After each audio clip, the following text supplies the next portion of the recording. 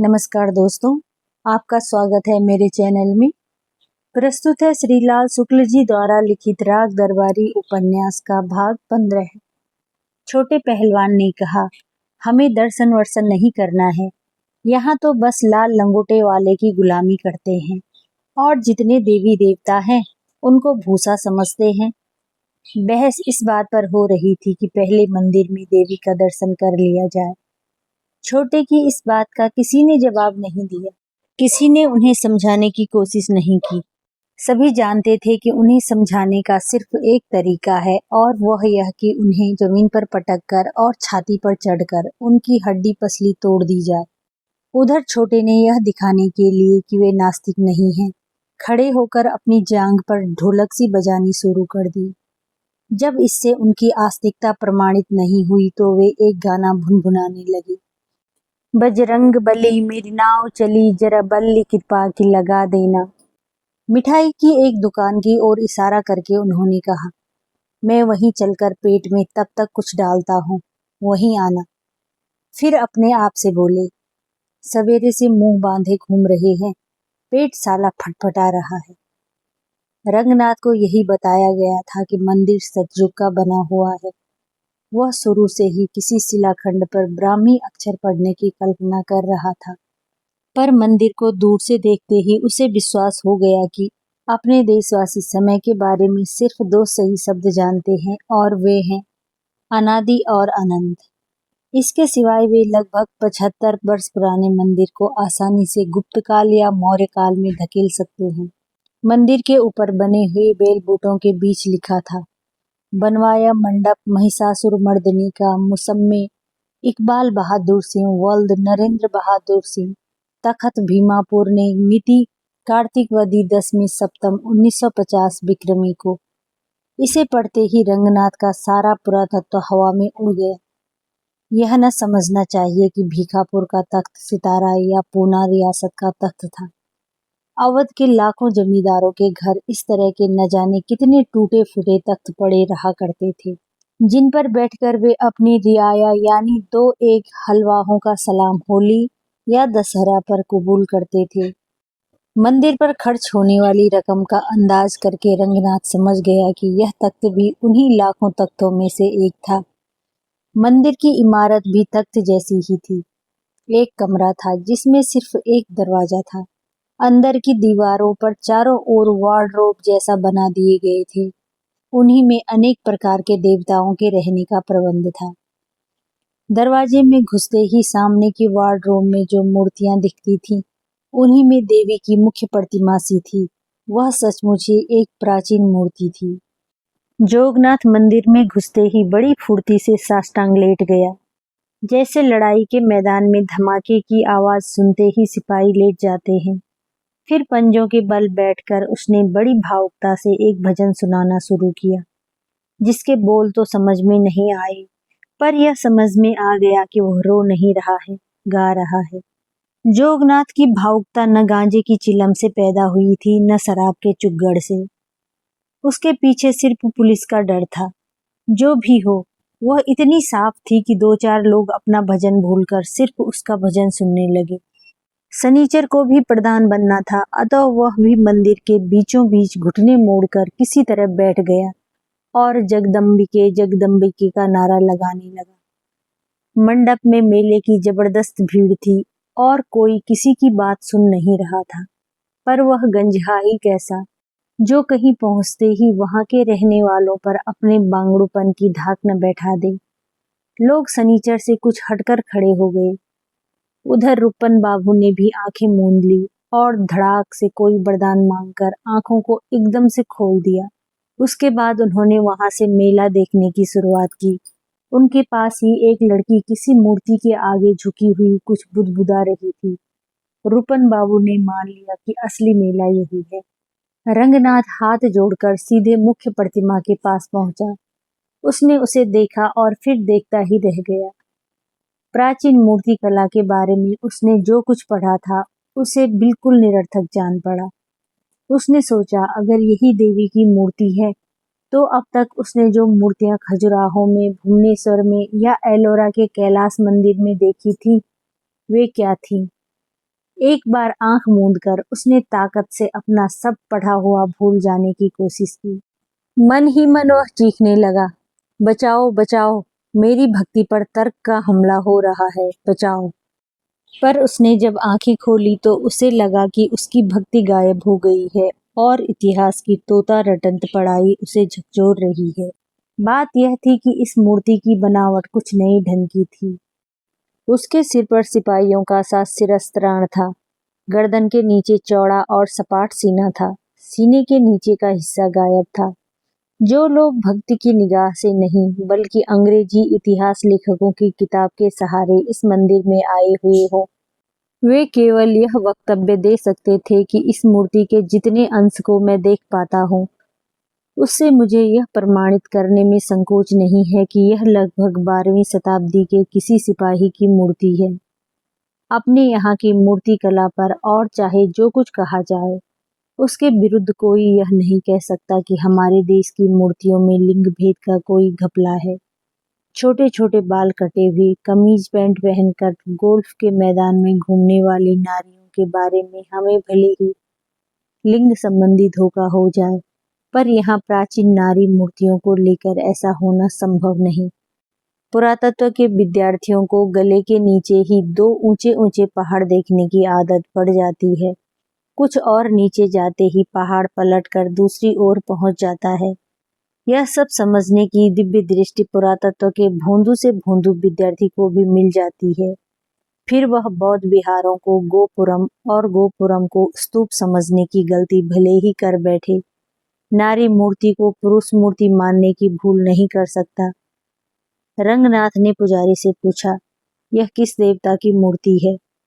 पुजारी बहुत व्यस्त था, चिल्लाकर बोला, कुछ जेब में से निकाल कर पूजन चढ़ाओ, तब अपने आप जान जाओगे कि कौन देवता है।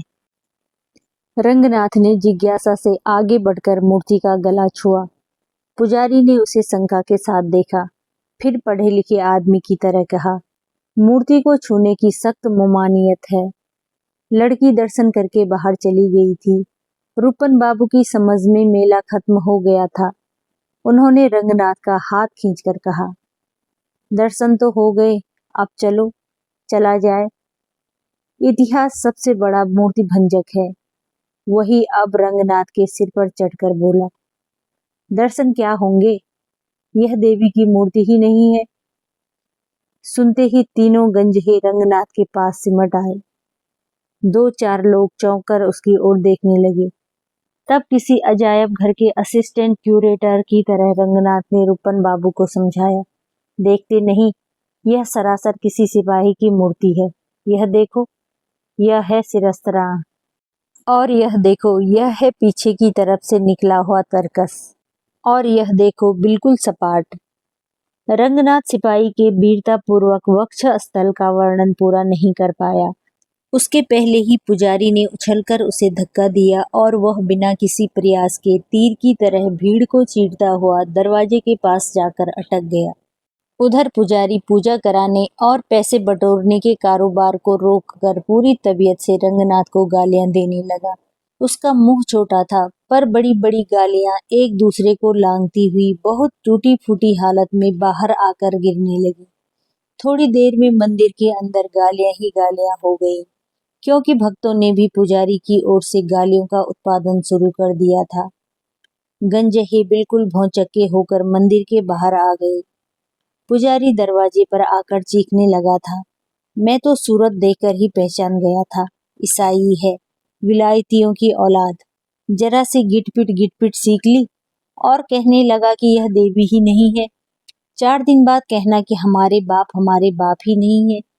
सनीचर और जोगनाथ पूरी घटना समझ नहीं पाए थे, फिर भी वे हाथ पैर हिला हिलाकर शोर मचाने लगे। तब तक रूपन बाबू में उनकी व्यवहारिक बुद्धि लौट आई।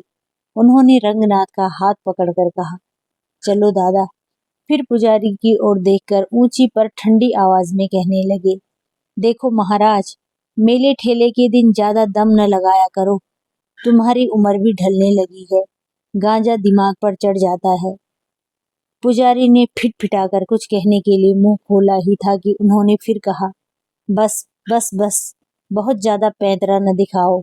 हम लोग सिपालगंज के रहने वाले हैं। जवान को अपनी बांबी में बंद रखो। कुछ दूर चलने पर रंगनाथ ने कहा, गलती मेरी ही थी, मुझे कुछ कहना नहीं चाहिए था। रूपन बाबू ने सांत्वना दी, बात तो ठीक ही है, पर कसूर तुम्हारा भी नहीं, तुम्हारी पढ़ाई का है। सनीचर ने भी कहा, पढ़कर आदमी पढ़े लिखे लोगों की तरह बोलने लगता है, बात करने का असली ढंग भूल जाता है, क्यों न जोगनाथ? जोगनाथ ने जवाब नहीं दिया, क्योंकि वह तब तक भीड़ के रेले में घुसकर नौजवान लड़कियों को धक्का देने में व्यस्त हो गया था और उसके चेहरे से लगता था कि वह इस काम में व्यस्त ही रहना चाहता है। सनीचर भी अब मेले वाली चाल पर आ गया था। वह लंबे लंबे डगों से मिठाई की उस दुकान की ओर चला जिधर छोटे पहलवान थे। उसने सैकड़ों बूढ़ों को दाएं बाएं फेंका, कई औरतों के कंधों पर प्रेम से हाथ रखा, जैसे भीड़ से निकलने के लिए ऐसा करना धर्म में लिखा हो। यह करने के लिए इस दुबले पतले इंसान में अचानक इतनी फुर्ती आ गई कि टॉनिक बनाने वाली कोई भी अमेरिकी कंपनी उसे पेप का विज्ञापन मानकर उसे पिंजड़े समेत खरीद सकती थी। यह दूसरी बात है कि अभी उसे बंद करने के लिए पिंजड़ा बनवाया नहीं गया था। रंगनाथ बहुत नाराज हो रहा था। एक बार जब सनीचर का हाथ किसी नौजवान लड़की के गाल की ओर बढ़ रहा था, उसने उसे बीच में ही मरोड़ दिया और कहा, यह क्या बदतमीजी है? सनीचर ने आंखें फैलाकर कहा, बदतमीजी नहीं है गुरु, मेला है। फिर अचानक विनम्र बनकर दांत निकालते हुए बोला, गुरु देहाती मेले का मामला, यहाँ तो बस यही हेरा फेरी का चमत्कार है गुरु। प्लानिंग कमीशन वाले किसी समस्या को फुसलाने के लिए कोई नया अंग्रेजी फिकरा इस्तेमाल करके भी इतने खुश न होते होंगे जितना सनीचर चमत्कार को मुंह से निकाल कर हुआ। उसने मन ही मन तय किया कि प्रधान बनकर वह इस शब्द का प्रयोग दिन में कम से कम 3 बार नियम पूर्वक किया करेगा। मिठाई और चाट की दुकानों के आगे काफी भीड़ थी। भारतीय मिठाइयों की सौंदर्य सम्राज्ञी बर्फी ढेर की ढेर लगी थी और हर लड़का जानता था कि मारपीट में इसका इस्तेमाल पत्थर के टुकड़े जैसा किया जा सकता है। इन मिठाइयों को बनाने में हलवाइयों और फूड इंस्पेक्टरों को बड़े बड़े वैज्ञानिक अनुसंधान करने पड़े थे। उन्होंने बड़े परिश्रम से मालूम किया था कि खोए की जगह घुइयां, आलू चावल का आटा, मिट्टी या गोबर तक का प्रयोग किया जा सकता है। वे सब समन्वयवाद के अनुयायी थे और उन्होंने कसम खा ली थी कि वे बिना मिलावट के न तो कोई चीज बनाएंगे और न बेचेंगे। एक दुकान के किनारे छोटे पहलवान दिखाई दिए। वे भीड़ से कुछ पीछे हटकर एक मोढ़े पर बैठे थे और एक दोने से आलू के टुकड़े नीम की सीख से उठा उठा कर खा रहे थे। सनीचर और जोगनाथ रूपन बाबू से अलग होकर छोटे के पास पहुंच गए। सनीचर ने कहा, गुरु, हुक्म हो तो एक आध बर्फी भी खा लूं? छोटे सनीचर को देखकर करुणापूर्वक मुस्कुराए, वरदान देने वाली अदा से बोले, खा ले पट्टे, जोगनाथ को भी खिला दे। रंगनाथ का मन धूल, मक्खी और इसी तरह खाद्य पदार्थों को जो मिठाई और चाट का वजन बढ़ा रहे थे देखकर उखड़ गया। वह रूपन से बोला, तुम खाओगे कुछ? उन्होंने बेरुखी से कहा, मुझे खाकर क्या करना है? कहकर उन्होंने भीड़ का सिंहावलोकन किया। कुछ दूरी पर उन्हें सिंह साहब दिखाई दिए, जो उन्हें रास्ते में पहले साइकिल पर मिल चुके थे और जिनके सिर पर जड़ा हुआ 16 हैट इस समय उन्हें सैनिटरी इंस्पेक्टर ही नहीं, पुलिस के हाकिमों का भी रुतबा दे रहा था। सिंह साहब को कई लोग घेरे हुए थे। रूपन ने कहा, जब तक ये भूखमरे मिठाई पर जुटे हैं, तब तक चलो हम इस खड़ूस का हालचाल ले लें। रूपन बाबू सिंह साहब के पास आकर खड़े हो गए। सिंह साहब के चेहरे पर 4-5 दिन की बढ़ी हुई दाढ़ी मूछ थी। होठों के कोनों में तंबाकू की पीक टपकने ही वाली थी। इस सब के बावजूद सिर्फ 16 हेड के कारण वे काफी चुस्त दिख रहे थे। रूपन बाबू ने कहा, कहिए सिंह साहब, क्या रंग है? रंग बदरंग है भाई, 10-10 चालान करने पड़े। अब तो रूपन बाबू इस उम्र में हम इसी के हो गए। गवाही के लिए इजलास का चक्कर लगाते लगाते पैर की खाल उड़ जाएगी। रूपन बाबू ने भीड़ के शोरगुल को अपनी आवाज से दबाते हुए कहा, और क्या रखा है चालान में सिंह साहब? 10-5 रुपए ले देकर बात खत्म कीजिए। सिंह साहब ने भी उसी तरह आवाज को ऊंचा करके कहा, कौन है साला 10-5 रुपए देने वाला? उधर के खोचे वालों का चालान किया था, सब साले 2-2 रुपए टिकाने को तैयार हैं। हमने भी कहा कि चालान ही चाहते हो तो लो, वही किए देते हैं। रुपन बाबू ने हाथ उठाकर कहा, कहाँ के हैं ये खोचे वाले? बड़े जाहिल हैं। एक मोटा तगड़ा आदमी उन्हीं के सामने खड़ा था। देखने में काफी रोबेला था, पर जब बोला तो लगा कि कोई भारी भरकम तरबूज सड़ गया है। पिनपिनाती आवाज में कहने लगा, रोहूपुर वाले हैं बाबू साहब। इतनी देर से इंस्पेक्टर साहब की खुशामद में खड़े हैं, पर ये 10 रुपया फी खोचे के रेट से नीचे ही नहीं उतर रहे हैं। रुपन बाबू ने कहा, मान जाइए सिंह साहब, 2 रुपए के रेट से भी 20 रुपया हो जाएगा, क्या बुरा है। कौन गेहूं बेचा है आपने?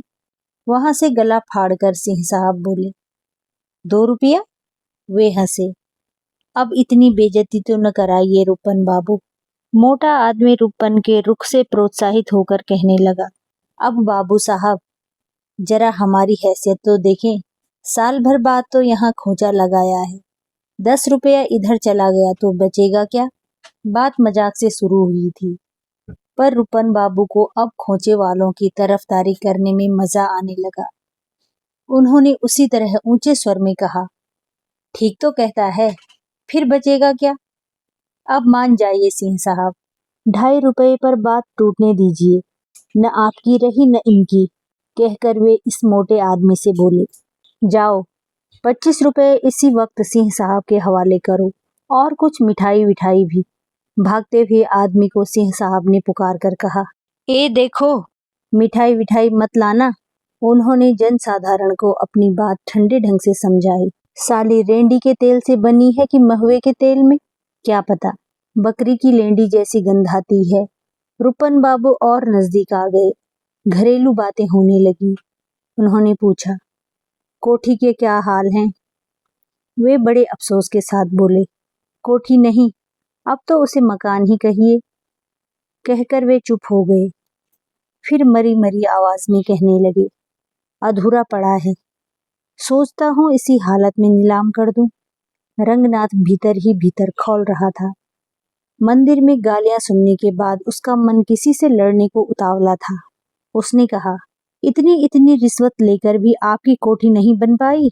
सिंह साहब इस बात से नाराज नहीं हुए। सिर्फ भौं के इशारे से उन्होंने रुपन बाबू से पूछा कि ये कौन है। रुपन बाबू ने बताया कि हमारे दादा हैं, फूफा के लड़के। इनकी बात का बुरा न मानना चाहिए, कुछ ज्यादा पढ़े लिखे हैं, इसलिए कभी कभी उल्टी बातें करने लगते हैं। उन्होंने आश्वासन दिया, पर कोई बात नहीं, जैसे भी हूँ घर के आदमी हैं। रंगनाथ ने होंठ दबाए और एक लंबी सांस खींची। रंगनाथ ने ओंठ दबाए और एक लंबी सांस खींची। सिंह साहब ने उन्हें समझाना शुरू किया, वे दिन लद गए भैया, कोठी वाला जमाना गया। घूस से अब कोठी नहीं बनती, घर पर छप्पर बना रहे, यही बहुत है। देख नहीं रहे हो रेट की क्या हालत है? 10-10 चालान लिखते लिखते हाथ घिस गए और मिला क्या? बगला मारा पखना हाथ। मोटा आदमी लौट आया। आकर उसने 25 रुपए के नोट सिंह साहब के हाथ में रख दिए। नोट 1-1 रुपए के थे। अपनी बात रोककर उन्होंने नोटों को 2 बार कायदे से गिना। एक नोट कुछ ज्यादा गंदा हो गया था, उसे बदलवाया। फिर कमीज के अंदर बनियान वाली जेब में उन्हें धीरे से रख लिया। रंगनाथ उनका मुंह देख रहा था। वे बोले, हालत देख ली जमाने की। पहले पता लग जाता कि घूस लेने वाले हाकिम हैं तो 1000 आदमी घेर लेते थे, पैसा देते थे और एहसान ऊपर से मानते थे। अब कोई पास नहीं फटकता। कोई आया भी तो जैसे ये रुपन बाबू है ना, वैसा ही कोई आदमी साथ लेकर आता है। मुरव्वत में मामला बिगड़ जाता है। रुपन बाबू को समझाते हुए उन्होंने फिर कहा, क्या हुआ था दीनानाथ तहसीलदार के साथ, जानते हैं आप? कभी वैद्य जी से पूछिएगा। 4 महीना यही सिपालगंज में आकर बैठे रहे, किसी ने एक कौड़ी नहीं दी। तब एक दिन इजलास में ही गर्म हो गए। 2-4 वकील सामने खड़े थे। उनसे बोले कि माजरा क्या है, क्या लोग इस धोखे में पड़ गए हैं कि मैं पैसा नहीं छूता? अगर ऐसा है तो आप लोग तहसील के आखिरी छोर तक ऐलान करा दें कि मैं घूस लेता हूँ, कोई धोखे में न रहे। इस पर भी लोग समझते हैं कि मजाक है। उनका मुंह ही ऐसा था कि ईमानदार दिखते थे, किसी को इत्मीनान ही न हो कि ये घूस चाहते हैं। बाद में जब बड़े बड़े आदमी बीच में आए, खुद वैद्य जी ने 4-6 जगह कहा, तब कहीं लोग सिफारिशें छोड़कर उनके पास नोट लेकर आने लगे। अब बताइए रूपन बाबू, कहीं इस तरह से पैसा इकट्ठा होता है? इस तरह तो बस नमक रोटी चल जाए, इतना बहुत है। घूस लेना भी अब बड़ी जलालत का काम है, उसमें कुछ बचा नहीं है। लेने वाले और न लेने वाले अब समझ लो बराबर ही हैं, सबकी हालत खराब है। उनकी बात पड़ोस की दुकान पर होने वाले गुलगपाड़े के कारण टूट गई। किसी ने कहा, चल गई, जिसका मतलब था लाठी चल गई। क्या मामला है, क्या मामला है, कहते हुए कई लोग दुकानों पर झपटने लगे। एक आदमी ने ऐसा दिखाया जैसे सारा मामला बर्फियों के थाल में ही कहीं छिपा हो। उसने वहां से एक मुट्ठी बर्फी झपटकर उठा ली और आवाज लगाई, क्या मामला है? कुछ देर तक मामले की छानबीन इसी ढंग से होती रही। किसी को लड्डुओं में मामला छिपा हुआ नजर आया, किसी को बतासों में। अच्छा खासा गोलमाल मचा हुआ था। अचानक 2-3 सिपाही हाथों में बेंत लपलपाते हुए मौके पर प्रकट हो गए। बेंतों के इस्तेमाल से उन्होंने विवेक से नहीं बल्कि उदारता से काम लिया और इस तरह थोड़ी देर में कुछ ऐसी स्थिति पैदा कर दी कि कहने को हो गया कि स्थिति काबू में आ चुकी है। भीड़ कुछ तितर बितर हो गई। जिस दुकान पर मुख्य घटना हुई थी उसका मालिक पीठ पर पड़े हुए बेंत की चोट सहलाता हुआ सिसक रहा था। एक तरफ छोटे पहलवान जोगनाथ और सनीचर खड़े थे। रूपन और रंगनाथ भी उनके सामने आकर खड़े हो गए। स्टेज तैयार हो गया।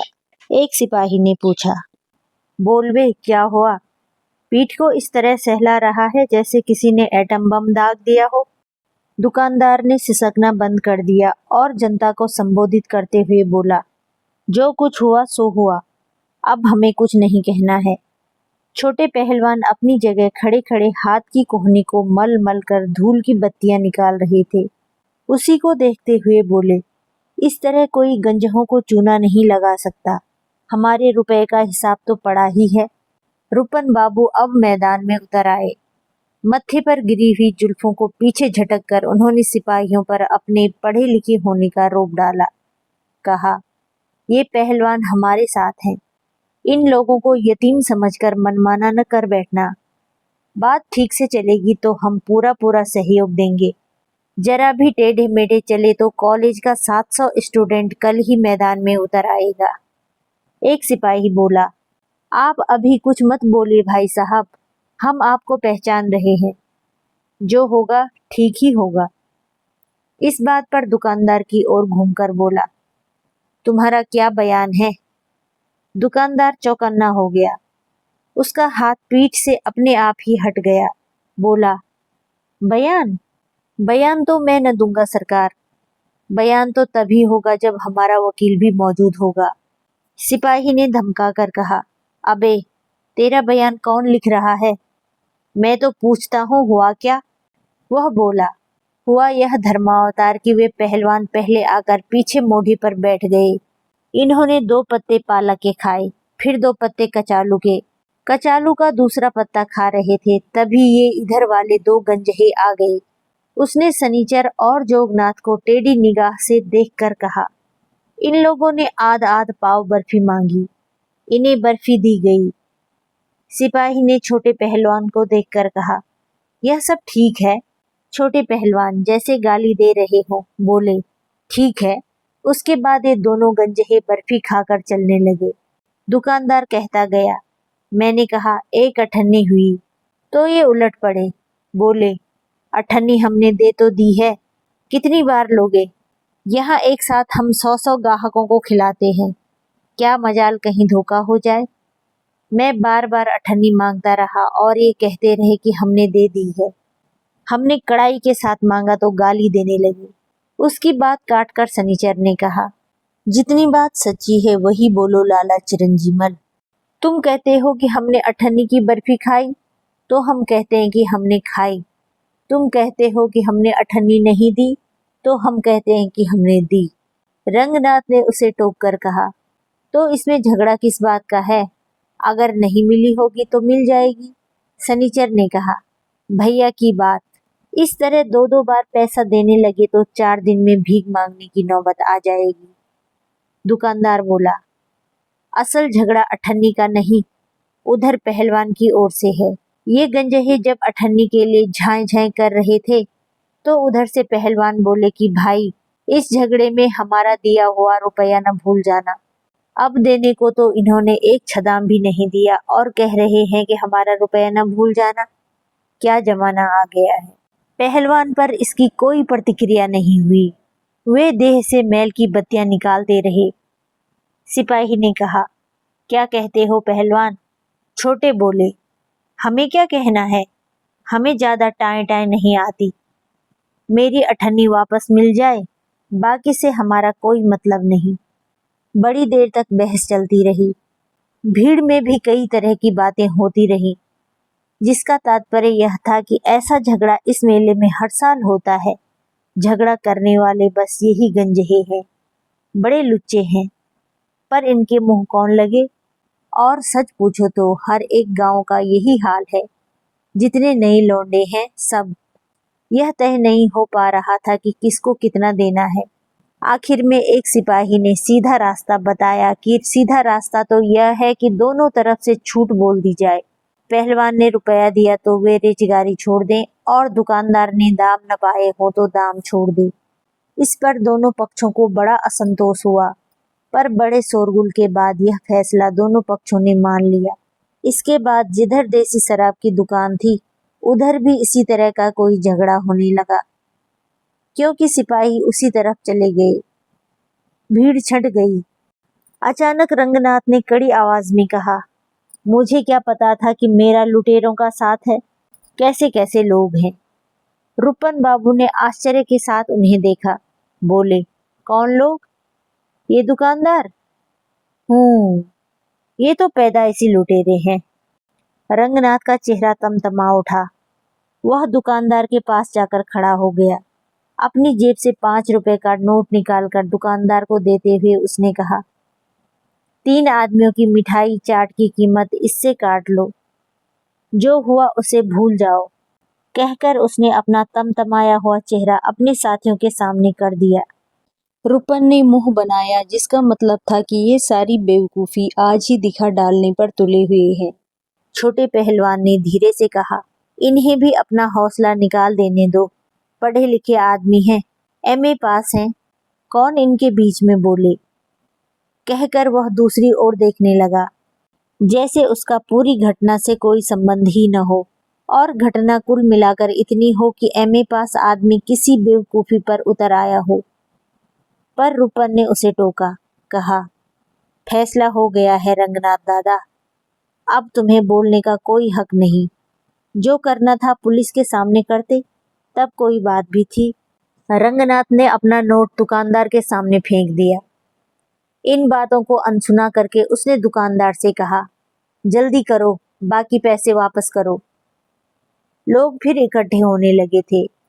दुकानदार ने चारों ओर उछलती सी निगाह डाली, फिर उसे नोट वापस करते हुए कहा, तुम बाहरी आदमी हो बाबूजी, हमको तो यहीं रहना है। एक गुट के अब 3 गुट बन गए। जोगनाथ शराब की दुकान की तरफ चला गया। सनीचर और छोटे पहलवान मेले के दूसरी ओर, जहां जान पहचान के 2-4 लोग भंग छान रहे थे। रंगनाथ और रुपन बाबू साथ साथ लौटे। रंगनाथ कुछ गंभीर हो गया था, थक भी गया था। एक कुएं की जगह पर वह सुस्ताने के लिए बैठ गया। रुपन बाबू वहीं से खड़े खड़े कुछ दूर पर होने वाली तीतर की लड़ाई देखने लगे। कुएं से कुछ दूर एक टूटी हुई इमारत थी। वहां खंबे के पास एक लड़की बैठी थी, गेहुए रंग की नौजवान लड़की। चटकीली साड़ी पहने थी, नाक में सोने की नथ।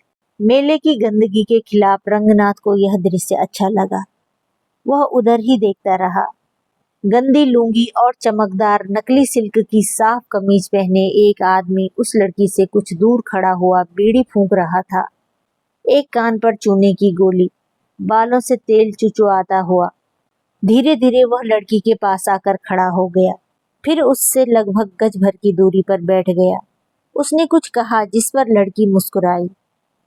रंगनाथ को अच्छा लगा। उसने चाहा कि लड़की उसकी ओर भी देखे। लड़की ने उसकी ओर भी देखा। उसने चाहा कि वह उसी तरह फिर मुस्कुराए। वह फिर मुस्कुराई।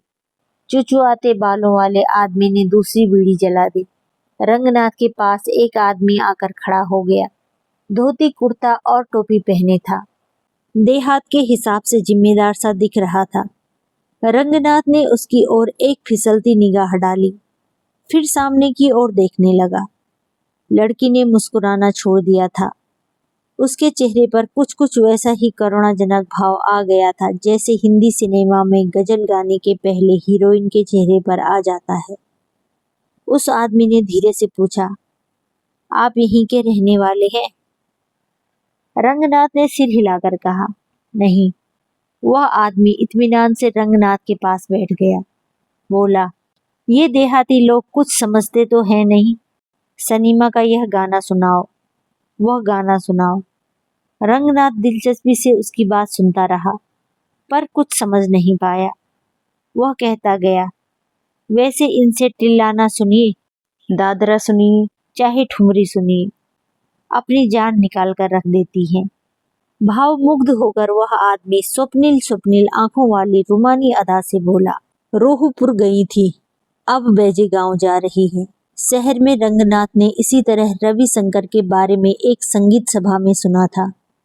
अनाउंसर कह रहा था, एडिनबरा से अभी अभी लौटे हैं, अब की जाड़ों में न्यूयॉर्क जा रहे हैं। उसने सिर हिलाकर बात का समर्थन किया। उसे अब बात का सिर पैर मिलने लगा था।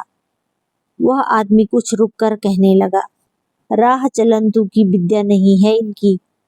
बैठक में आइए, बैठकर सुनिए, तब पता चलेगा क्या असली है और क्या नकली।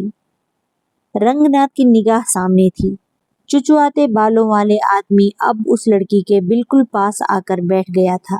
दोनों बातें करते थे, मुस्कुरा रहे थे और रह रहकर रंगनाथ को देख रहे थे। उसे इतनी देर बाद अनुभव हुआ कि इन लोगों को उससे बड़ी बड़ी आशाएं हैं। उसके पास बैठे हुए उस धोती कुर्ता टोपी वाले आदमी को देखकर दूर से ऐसा लगता होगा जैसे दो गंभीर आदमी देश की समस्याओं पर काफी गहरा चिंतन कर रहे हैं।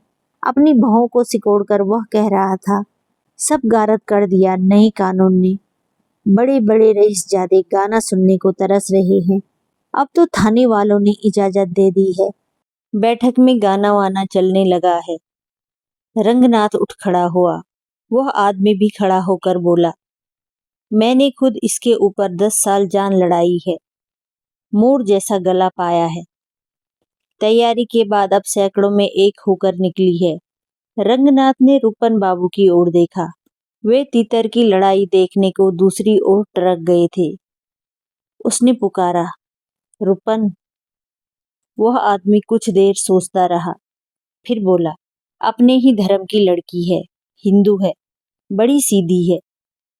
फिर मुंह लटकाकर गौरव के साथ कहने लगा, सिर्फ गाती भर है, गुनीजनों के बीच रहती है, पेशा नहीं करती। रंगनाथ ने उस आदमी से कहा, बहुत अच्छी बात है, गाने वाले पेशा करते हैं तो गाना बिगड़ जाता है। गाना भी एक साधना है, उसी पर इसे डाले रखिए। वह आदमी अचकचाकर बोला, आप तो सब कुछ जानते हैं, आपको क्या समझाना। कभी बैठक में आइए। रूपन बाबू को देखकर वह रुक गया। वे अचानक ही पीछे से आ गए थे। कड़क कर बोले, जरूर आएंगे बैठक में, पर बात किससे कर रहे हो? अपने बाप को तो पहचान कर चलो। उस आदमी ने हाथ जोड़ दिए। उसकी मुद्रा बदल गई। सोहदों की तरह मुस्कुराकर उसने कहा, अपना बाप तो रुपया है मालिक। रंगनाथ मुस्कुराया। उछलती निगाह से उसने देखा, लड़की की मुस्कान कुछ और चौड़ी हो गई है। वे काफी देर चुप रहे, चुपचाप चलते रहे। अंत में रूपन बाबू बोले, क्या कह रहा था वह? अभी उसने पेशा शुरू किया कि नहीं? रंगनाथ चुप रहा। चारों तरफ जालसाजी है। इस साली रंडी को बचपन से देख रहा हूँ, रुपन बाबू एक बुजुर्ग की तरह कहते रहे। बरसों से नाक में छल्ला लटकाए घूम रही है और वह उसके ठुमरी दादरा का नगाड़ा पीटता है। भैंस जैसी आवाज है और बड़ी उस्ताद बनती है। इलाके की सबसे सड़ियल पतुरिया है। कोई उसे कौड़ी को भी नहीं पूछता। रंगनाथ थका हुआ सा चलता रहा। रुपन बाबू कह रहे थे, मैं न जाता तो वह चुप थोड़े ही होता। तुमको तो उसने करीब करीब फांस लिया था। वे अपनी धुन में बोलते जा रहे थे। अचानक रंगनाथ ने पूछा, रुपन, तुमने बेला को प्रेम पत्र क्यों लिखा था? इस बात से रुपन बाबू का व्याख्यान लड़खड़ा गया, पर उन्होंने अपने को संभाल कर कहा, इतने दिन तुम शहर में रहे हो, यह भी नहीं जानते कि कोई किसी को प्रेम पत्र क्यों लिखता है? रंगनाथ को इसका जवाब न सूझा, सिर्फ इतना कहा, मामा बहुत नाराज हो रहे थे। रुपन बाबू तनकर खड़े हो गए। ऐंठ कर बोले, पिताजी क्या खाकर नाराज होंगे? उनसे कहो मुझसे सीधे बात तो कर लें। उनकी शादी 14 साल की उम्र में हुई थी। पहली अम्मा मर गई तो 17 साल की उम्र में दूसरी शादी की। साल भर भी अकेले नहीं रहते बना। यह तो किया कायदे से, और बेकायदा कितना किया, सुनोगे वह भी? रंगनाथ ने कहा, मैं नहीं सुनना चाहता। 15वां भाग यहीं पर समाप्त होता है। फिर मिलते हैं 16वें भाग में।